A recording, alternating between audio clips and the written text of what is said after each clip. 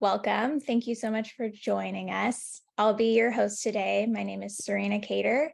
I use she, her pronouns, and I lead customer success at Field Day. So I get to spend my time working with companies to help them develop their employee engagement programs and with nonprofits to support their volunteer engagement strategies. If you're new to Field Day, it's a community engagement platform that helps companies and groups get together and get involved with local nonprofits. In Changemaker channel, we chat with leaders of nonprofits using Field Day to dig deeper into their cause and their work.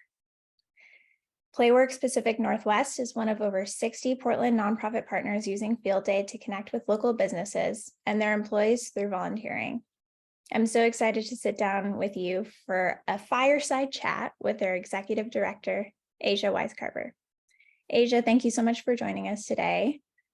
To start things off, can you tell us a little bit about you? Give us some background on yourself, your passions, and how you ended up at Playworks. Yeah, absolutely. First, thanks for having me, and thank you all for joining. So happy to be here.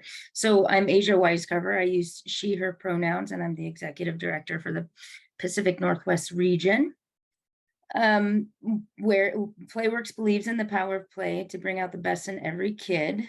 I am the eldest of four. I grew up and graduated from Stevenson High School in Washington. And then I went to Linfield College in McMinnville and got a BA in psychology. I'm a first generation high school graduate and college graduate. And then after that, I went to University of Portland and received a master's in nonprofit management. At that point, I had been working at my dream job up until then, and I'd kind of worked my way up through the program team. And I wanted to go someplace where I knew my skills could be leveraged and also grow, and I could make an impact on an organization that was also serving similar population, but also marrying kind of my love of sports and activity with having a positive impact in the lives of children. And so I saw a job opening at Playworks, and I felt super compelled by the fact that the mission at Playworks was something that I could see being achieved in my lifetime. And in nonprofit work, it's very rare to have that experience. It often feels like we're just doing a drop in a bucket for a thing that may be a forever need. And I really believed in that, and it seemed really powerful. And I love sports. I love coaching, and I believe in the power of all of the intersectionality of that on human development. Thanks, Asia. It's really inspiring to hear about your passion for sports and impacting children and how those wrap up into Playworks' mission. Can you tell us a little bit more about Playworks, the mission, the vision, and the work that you're doing? I can, yeah. Our mission is to improve the health and well-being of children by increasing opportunities for physical activity and safe, meaningful play. We aim to create systems change wherein educational systems are also recognizing the value of leveraging play as a tool for creating positive culture and climate, where all kids are included and everyone has access to safe, meaningful play. We also believe in leveraging recess, and so many kids are in that space on a regular in America. We see that as a classroom that's rich with opportunity for kids to be taught and to learn and to practice and to make mistakes as it relates to critical social and emotional as well as life skills, and learning how to resolve conflicts on their own without the need for adult intervention, and what it's like to be a leader on the playground and invite other kids to play. So we're super excited about the fact that we have research supported and like tried and true best practices, philosophies, strategies, tools that we can implement or help schools and other systems implement in their space to help bring out the best in every kid. We partner specifically with K-8 schools, sometimes middle schools, and districts and educational school districts to identify where they're at and what their needs are as it relates to creating positive school recess climates and cultures. And then we look at the variety of service offerings that we have, from direct service through to consultation, through certification, through digital, to create a package that will help elevate them to where they want to be. Great. You mentioned your goal of systems change when it comes to play and recess in schools. Can you tell us a little bit more about that system change, what it might look like today, and how you envision it in the future? Yeah, I mean, one of the challenges today in the educational system as it relates to access to play is just the vast variety and the kind of variability to access to physical activity in general, and recess. So what we do know is that there's massive disparities related to amounts of disciplinary referrals and or access or withholding of recess or physical activity for BIPOC students, girls, the immigrants, kids that have disabilities, low income students. And so what we want to do is, when our vision is that one day in America, every kid will have access to safe and healthy play every day. And that means all kids, regardless of where they come from, their backgrounds, what their challenges may or may not be in their lives. Um, and so we really hope that folks can buy into the power of play. And what we know is that play is a universal language that all kids speak. So whether a student is coming from another country and lives and is moved to a school, that they can still play with each other. And what we do is teach systems and approaches that allow for like equalizing the play space so that everyone knows the games, they know the way to play the games, they know how to get in and out, and they have opportunities for doing that. We also have kind of 6 principles of play that folks can look at our website and they can see, like, how do you leverage these 6 principles in your day-to-day life or in your life with your children or your community's children as well. Great. Yeah, that idea of the challenges with getting access to physical activity, it's really striking as you're sharing about what play can unlock for children. Can you share a little bit more about how the power of play can impact a child's life and what a high quality recess looks like and why it's so important? Yeah, I mean, I think this is a gigantic question, so I'll do my best to answer it without rambling on forever. I think we all know, well, hopefully, and research has shown for years the benefit of physical activity on our overall health and well-being, regardless of age. And I think this is true for kids as they're developing. But children, play is how they learn and grow and develop, and that's how they learn and grow physically. Like, they have to jump in order to be able to walk and to have their like neurological pathways are formed through physical activity, tummy time, things like this as they're developing. It's as infants all the way through to adulthood. So physically there's benefits, but play has social emotional value as well, and we all know that, based especially now given what it felt like collectively as a society to not have schools open for a couple of years. And we saw the backslide. We anticipated the educational backslide and learning loss. What we didn't anticipate was the social and emotional like gaps that kids would have to overcome because they didn't have the opportunity to play and to learn and to develop in those ways with one another. One of the cool studies in the past few years was done by Will Macy and his team from Oregon State, and it was one of the first studies that was conducted that looked at the quality of recess versus whether or not recess exists. And there's lots of variety there.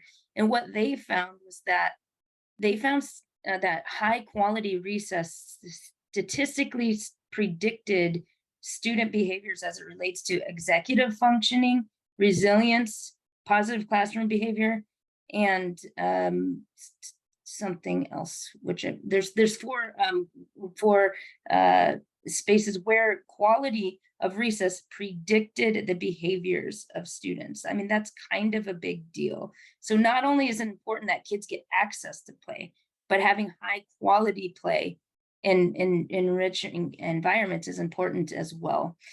Some of the tools that we use to kind of identify whether or not a space is kind of safe and healthy is we have a third-party evaluated tool that we use called the Great Recess Framework, and it is segmented in it looking at safety, engagement, and empowerment, and there are indicators along each of those pathways, and it's a 4-point scale where we can assess how are things going here, and then that can also inform interventions. And we do that and use that tool in every single one of our direct partners and then with our training partners. And we're looking at figuring out as an organization how we can leverage that tool as a certification tool that others can have access to. And we also have like our theory of change that informs everything we do. But I think quality matters, access matters, and physical movement matters for individual and development, as well as the things that we need to help support our overall health and mental health and social emotional health and safety. Thank you. Yeah. Thinking about how the last couple of years have kind of changed the landscape of our world and how we function and how we work. And then thinking about recess and the power of play for kids. Of course, we're thinking about kids at school, playgrounds, but it also seems like everything you're talking about is relevant to adults too. What does that look like, and how does Playworks harness the power of play for adults? Yeah, I mean, I think the bottom line is that play works. It works for all of us. I think sometimes as adults we forget or we get a little bit too bogged down by the weight of all the things that we carry or juggle every day. But when we get the opportunity, whether it's in our personal lives or in our professional lives, and to be reminded of the value of play, it resonates well with all of us. I think play can create kind of a fertile ground for building connection, and through connection you build community. And I think it gives us a space to take small risks that can have big rewards. And there's not a lot of things that offer that opportunity in our lives, and I think this is a tool that's pretty close by, whether it's doing icebreaker questions or playing a quick game, shooting hoops at lunch break, what have you. Research has shown for years now that even productivity and employee engagement increases, which that impacts the bottom line. And how many things can we say impact all of that, make you feel good, build connection, and increases and impacts the bottom line? I mean, it's kind of a no-brainer. So I think the key here is that play works, and what we know and have seen is that there's opportunities. Not everybody knows how to get started, but there's opportunities that we can bring to the table where we can engage with adults. We were just this weekend up in Seattle doing a play space beautification project with a team from Microsoft, and we kicked off that time before volunteering to paint and clean up the garden. We kicked off that time with just a mini recess where people were playing, and adults are always a little apprehensive, but by the end of it we asked it how they felt, what they saw, and people were like, I heard lots of laughter, I saw lots of smiling, I was nervous but I tried something and I felt good afterwards. And I mean, those are the same benefits that kids get. So if we can remind ourselves to take a minute and to play, I think we'll all feel a little bit better adjusted throughout our days. You're doing a lot. Playworks Pacific Northwest does so much in so many ways in schools across all of Oregon, Washington, Idaho, and Alaska. And that's a lot of distance to cover and a lot of schools. I know you have some innovative partnerships that help you expand your reach. Can you tell us a little bit more about what Playworks does differently? Yeah, sure. I mean, first of all, when you think about that, just the geographic size and distance, and the fact that we don't have a lot of densely populated areas across those 4 states, we have to be pretty creative and innovative about how we would ever make it to every kid having access to safe and healthy play. So we've been fortunate in our region to be comfortable with innovation and learning and change and trying something, and if it doesn't work, trying something else or bringing it back in the future. I think the one thing that makes us different is that we know and believe in the power of not trying to do this on our own. So we do have strategic partnerships, whether that's with businesses or foundations that give us support, individuals, if it's schools or districts, if we're talking about other youth serving organizations. So we don't only serve schools, we also partner with other youth serving organizations to share our best practices and philosophy as it relates to group management and facilitation strategies. How can we leverage play to bring out the best in what they're already doing?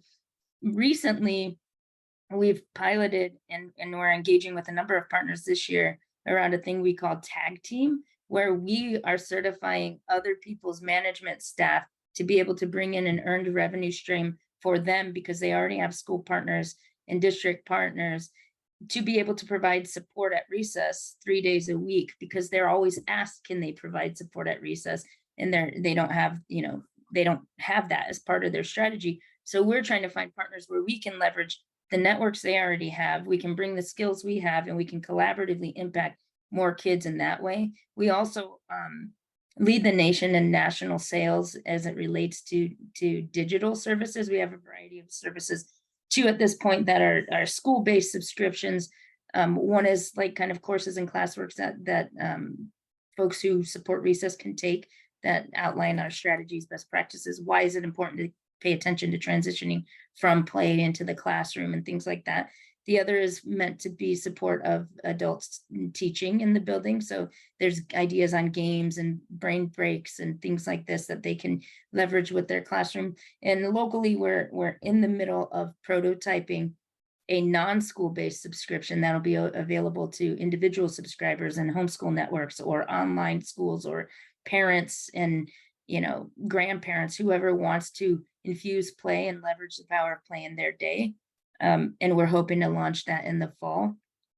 So there's a variety of ways with which we approach the work that we do in the Pac Northwest, but the bottom line is we know we have to be flexible and adaptable, and we need others to help us achieve the goal. And at the end, we will feel successful if we have a totally different job. We're no longer trying to provide direct services and whatever.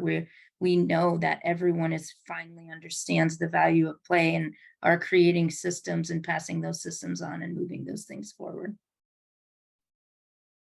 So amazing.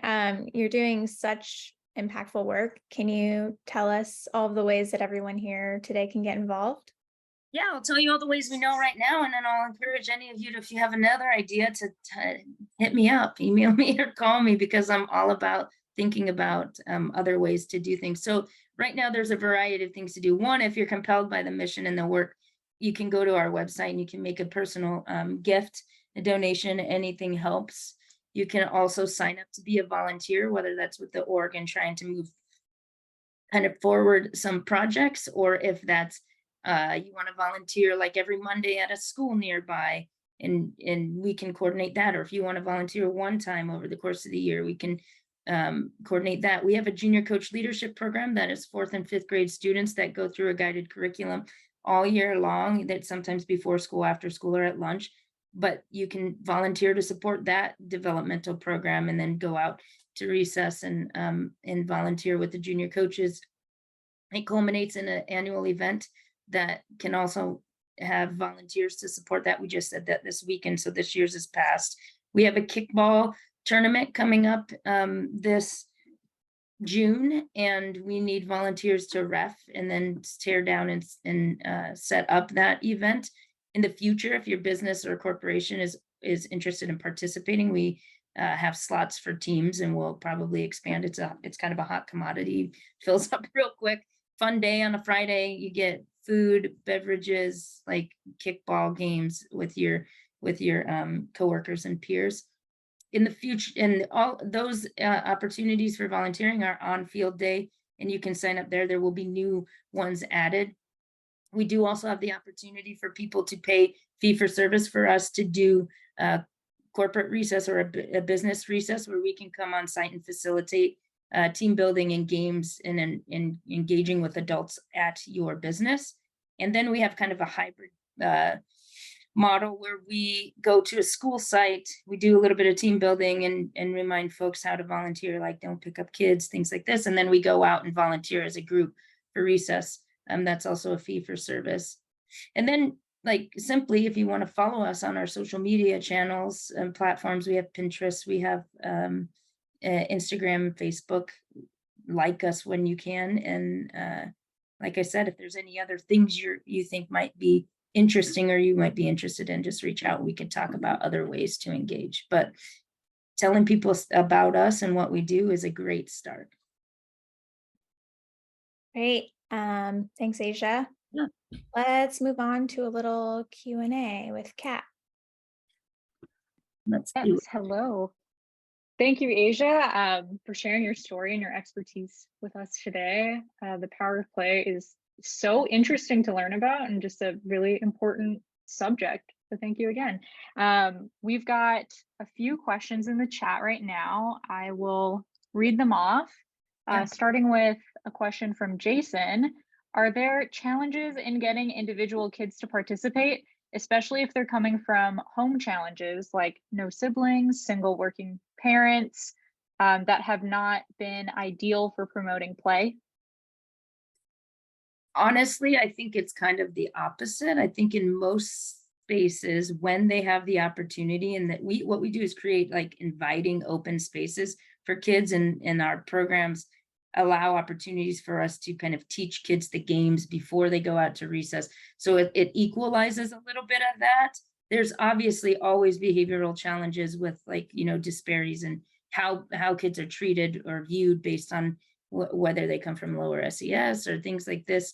But I think those things are always present. Hopefully, those will go away eventually too.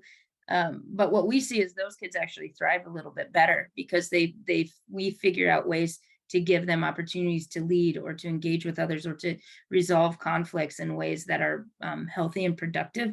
And the tool we use is like rock, paper, scissors. So whereas sometimes kids would be fighting about whether or not a ball was on the line and it might escalate, we teach everybody to use that. So then once the ball is not clear, then the people who are also playing will start to cheer like rock it out, rock it out. So then those kids are like, oh, let's just do this. And then they keep going. So they get more active physical activity. And we know the benefits of physical activity on like mental health and social um, health and things like that. So I would say there's not more challenges. It's probably a little bit equalized. And I think our data actually shows that kids that are typically kind of oppressed fare better at Playworks schools.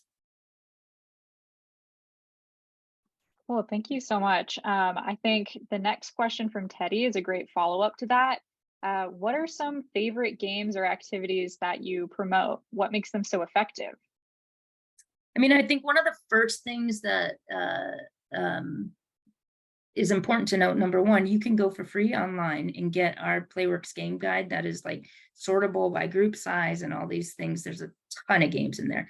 But Playworks games are designed to have inclusion at front and center. So everybody is as active as can be. So even when you're out in like Foursquare, for example, you're not really out. You become part of the recycle line, and your job is to like cheer on the other people, give high fives when people get out. And then you come into the place of power, which traditionally you try to stay in a place, the server square or whatever. But in Playworks games, it's redesigned so that you come into the service square and then you rotate around. So we try to create opportunities for greater engagement and more inclusion. So we have some games like some schools will ban football, for example, and we're like, you don't need to do that. We can teach you 6-line football or 6-line soccer or whatever, where the kids don't get to choose their teams necessarily. They have to, there's like 6 spots. You're next up, you go to that spot, you play against the other 6 people, and then you learn to play kind of together, and then you can elevate to the next game of like choosing teams. But when you choose teams in Playworks, we don't have captains. There's other ways we choose teams. So there's so many games, like I can't even begin to say. But at recess, we do have like core games. So we have Foursquare. We have a couple of games called Switch and Scramble that use the Foursquare court. Surprisingly, can be like even middle schoolers like to play those games. They're simple, but they're effective. We teach bump all-star and basketball courts. We map out a tag zone that has a game of the week that we encourage folks, or game of the month. We work hard to make sure that tag isn't banned in schools. A lot of schools also say tag's banned, and we just ask them to give us a couple weeks, and we teach butterfly fingers for tagging. We talk about the play space and how we can leverage those things, to modify the instead of running, we're skipping or whatever. There's a lot of tweaks, I think, that we've figured out to help equalize our level the playing field when there are challenges. But if you want to see games, you can just go straight to playworks.org, and or recesslab.org actually, and you can find free resources and games there.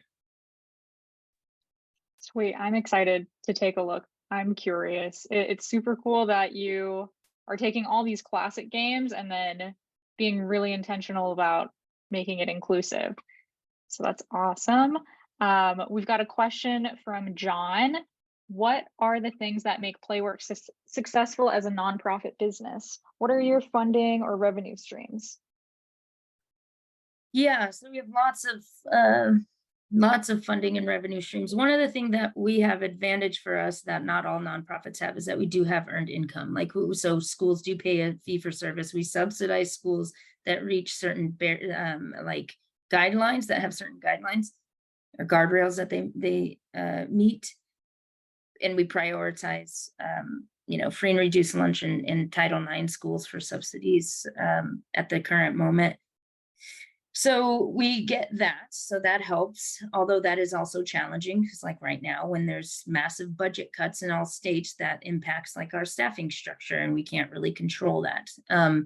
We do have the ability to make earned income in other ways. So with like these corporate play days or recesses, and that's helpful when we can do that, then that helps us get a little bit of predictability in funding. We have traditional like nonprofit funding streams like individual donors, corporate sponsorships, event revenue, foundations, and grants. And was there a second part to that question? It was, what are your funding and revenue streams? So I think you covered it. Cool. John has another question. How do you spend your time as the executive director? What are the biggest challenges you see for Playworks in the next year or two? Yeah, well, I personally, as an executive director, spend my time doing everything. Like I'm out having coffee and asking people to make gifts. I'm writing grants. I'm doing grant reports. I'm doing all the operations. This weekend I was painting lines and pitchfork like mulch. Like I do a lot. I organize our storage unit or whatever. But I try to focus my large part of my energy on scaling and strategy as it relates to, like, I keep right now the intermediate and the long-term goals in my mind, and then I'm working on strategic partnerships that will get us beyond the 1-year mindset. Like I'm really working hard. It's hard in nonprofit, but to move from a scarcity mindset to one in which we're thriving, which requires a lot more like forethought and building relationships now that'll pay off for us in the next couple of years, is how I try to prioritize my time, and supporting my team and really leveraging them because they're awesome. And they can do the things that they can do really well, and I can support them where it's needed. And that frees me up to do things like secure new partnerships like this Mariners partnership that I had, where we were doing these engagements and beautifications, and they're getting volunteers to help, do that. Then I'm getting exposure to our brand through that partnership. And that was a thing that took almost 2 years to come to fruition. So I've got to be thinking about everything all at once, it feels like, and juggling and managing, and then making tough decisions when things are tight, like external variables like the school budget's getting cut or whatever. Thank you for sharing. That was the last question. So I will pass it back to Serena, and I'll put the reminders on the screen.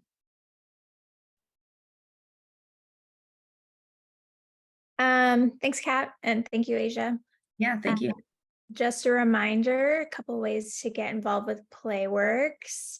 You can plan a volunteer event for your company or your team on field day. You can apply to volunteer individually at a school or on a long-term project, or you can make a donation.